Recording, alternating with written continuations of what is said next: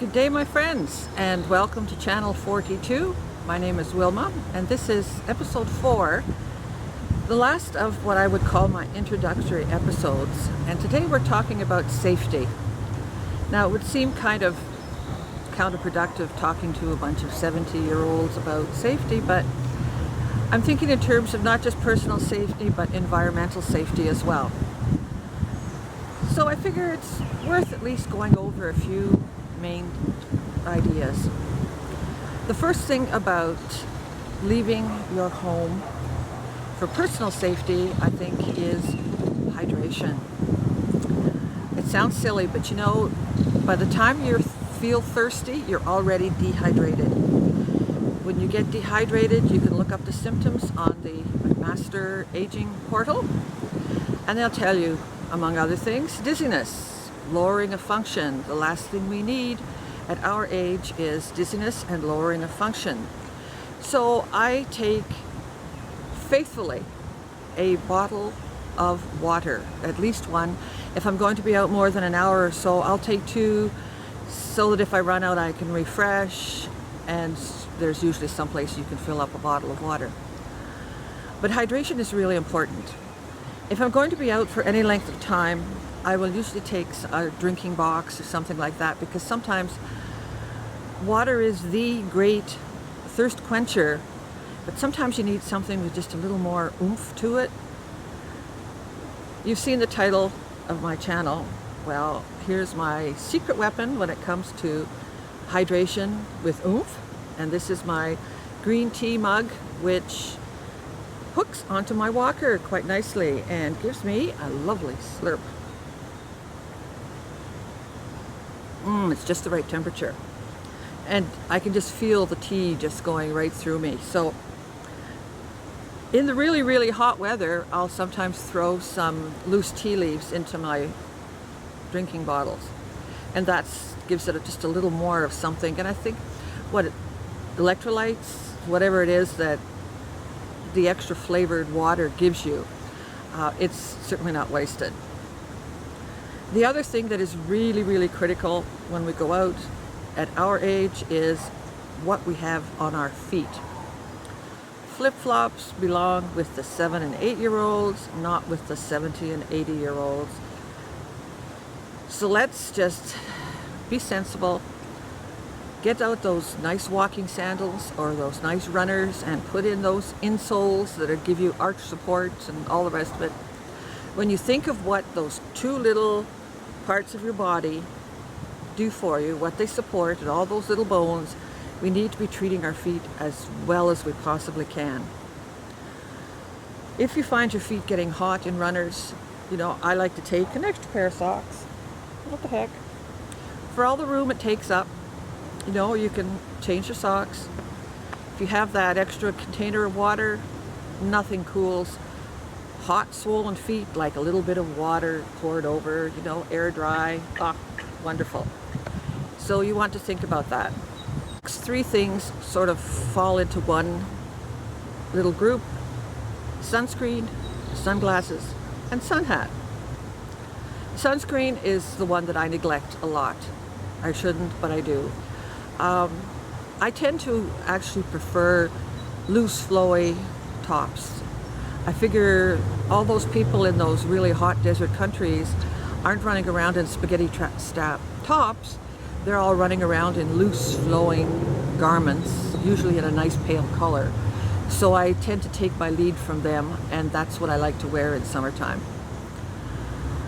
As for the sunglasses, well, now that I no longer will need prescription lenses, I am treating myself to a wardrobe almost of sunglasses. So this is the 3rd design of a pair of sunglasses, which I am requiring because my eyes are seeing so much better.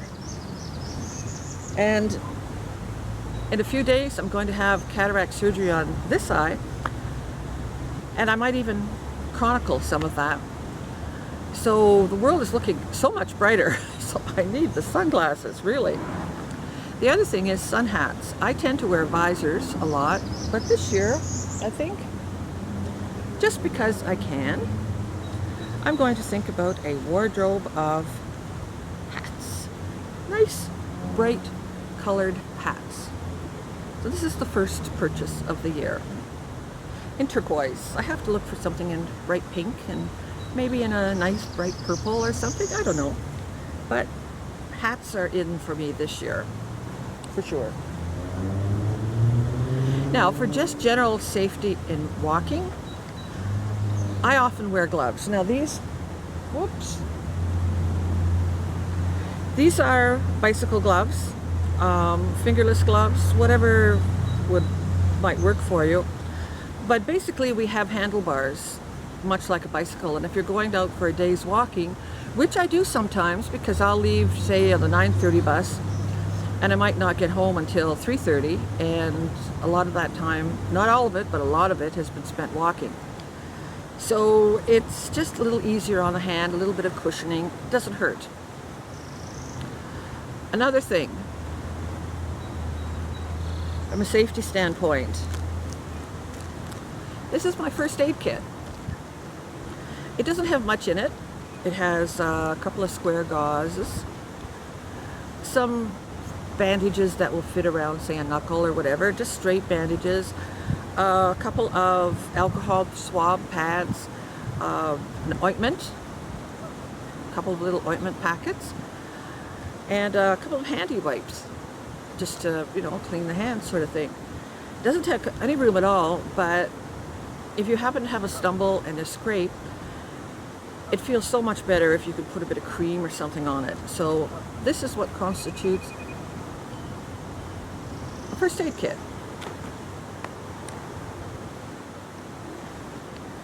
Do you have a bum knee, a bum ankle, something like that?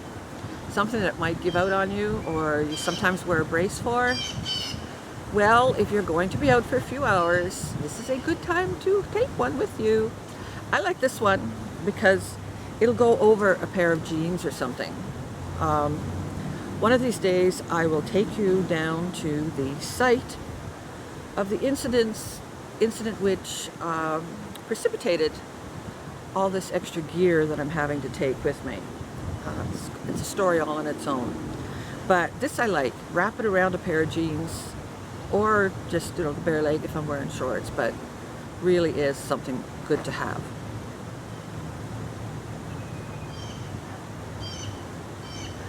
Another safety item is visibility.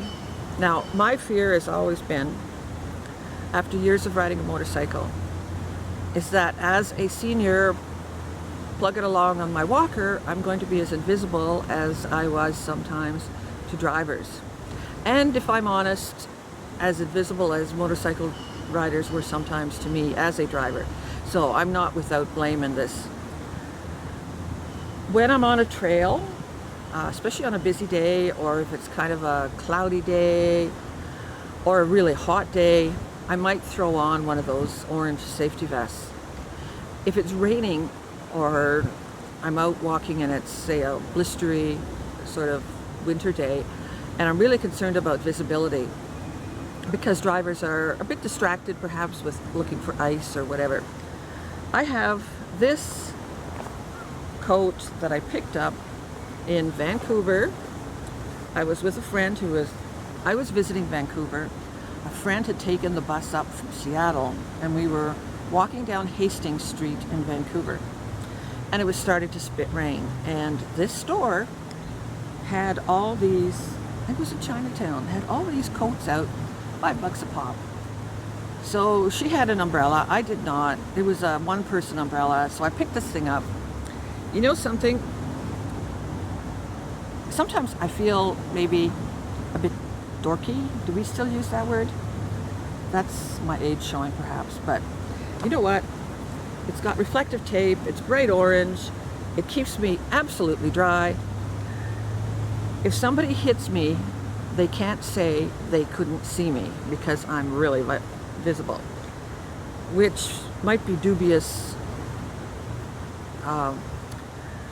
consolation to me as I'm lying in hospital or in my casket or whatever. But anyhow, the key is visibility, especially in weather that's not optimum. So you want to think about that. There's all sorts of ways you could do that. They have just like little basically they're ribbons of silver or fluorescent tape or whatever. Just something to mark your presence is something to keep in mind depending on the weather conditions and the visibility that you might or might not have. It doesn't hurt. Ooh. Now, from a personal standpoint, there are a couple of things. If you have an alarm, one of those I've fallen and I can't get up things, do not forget it, especially if it has a GPS on it. Because if you fall and you cannot get up and you're in a spot, and this could be right in town, just walking, in the library yard or something like that, they can find you. If you have a cell phone, take it with you. If you have, a bear whistle, you're planning on walking down a path, take a whistle so if something happens, you can be found. If you have any meds that you take regularly, it wouldn't hurt to stick them in your bag so that if you end up being taken to hospital, they know what meds you're on. Have information on you, who to call if something goes wrong, emergency numbers. Again, so that if you have help, make it possible for people to help you by giving them information that they're going to need to do that. I think that's covered most of the basics. If I haven't, I'll mention it again on another episode. As you can see, the wind is picking up. I hope this still works, that you can hear me past the sound of wind. And now I'm going to continue on because we are doing the walk around the block south at the moment.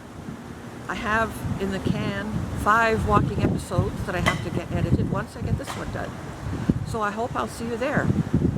Stay tuned. Bye-bye for now.